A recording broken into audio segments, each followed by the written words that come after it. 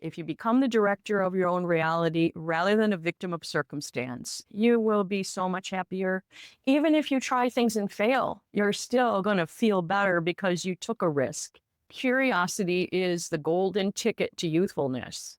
As many regrets as I can eliminate, that's what I want to do. And I hope that you'll do the same. Here's a few ways I feel like you could get uncomfortable without a lot of risk. Start a YouTube channel. Teach what you know and love. Get on camera and give this a try and see what happens. It just might be for you. There's a lot that you know that you could share with other people. And there are people in our age group that others are dying to learn from, especially with fresh perspectives. So I challenge you to learn more about it. Or if you are already learning about it, keep going. You're stretching and growing. I've never grown so much as I have doing YouTube and a podcast. There's a lot to be said for it. It takes some courage and some nerve at first, but if I can get over it, you can too. This is maybe a big one. It might not work for you, for everybody, but become a snowbird. Have you ever thought about it? Have you ever thought about leaving where you live for a month, a few months, 6 months, and embarking on a brand new life someplace else? In the United States, Florida and Arizona are the two real hot spots for snowbirding for people who are up in the snow, of course, but those aren't the only places. I didn't know a soul when I started snowbirding at age 55. And it's been the best adventure of my life, even more than when I was 36 and I sold every material possession I owned, my business, my boat, my home, and I embarked on a 40-foot motorhome journey across the country by myself for 4 years with 5 birds in tow, cockatiels. This is an easy one. If you spend a lot of time alone, go to a coffee shop and read, or take your laptop and watch Netflix. Whatever it is you do alone, take it with you. Go out to a coffee shop and just be around other people. See who you meet that day, or just enjoy the ambiance of the coffee and the smells and having other people around you. Break out of that normal daily routine. Give that a try. That's a very easy thing to do. That if you are an introvert or you've been spending too much time alone in your house, good one to get out and do. Another one is one of my favorites. Get a psychic reading. You ever had one? No? Go get one. It's great fun. It will enlighten you and you will thank me later. Here's another one along those lines.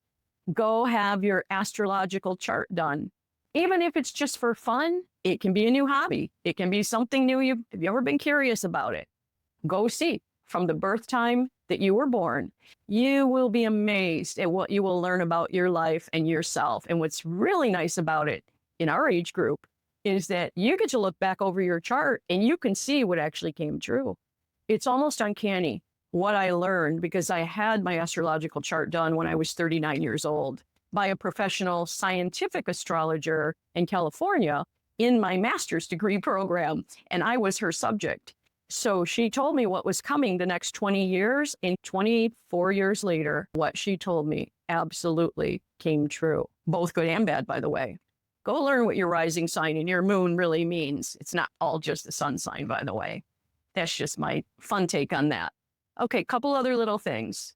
The usual suspects of getting out and trying new things, to step out of that old lady or old man thinking, an art class, learning a musical instrument.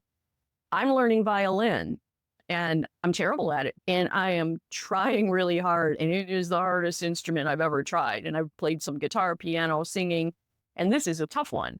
I'm going to continue learning, taking online lessons. I did take some in-person lessons at a music studio that got me going, and I might do that again.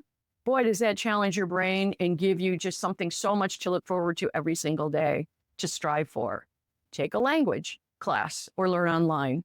If you're curious about growing younger instead of growing older, there's an entire longevity movement online that is amazing. Andrew Huberman's podcast, highly recommend.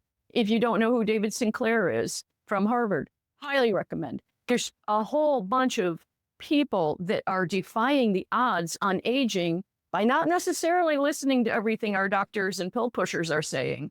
Some of this longevity stuff is very real because I see it happening for myself, mainly because I have people in my life telling me they've seen these changes. So there's something to this is all I'm saying.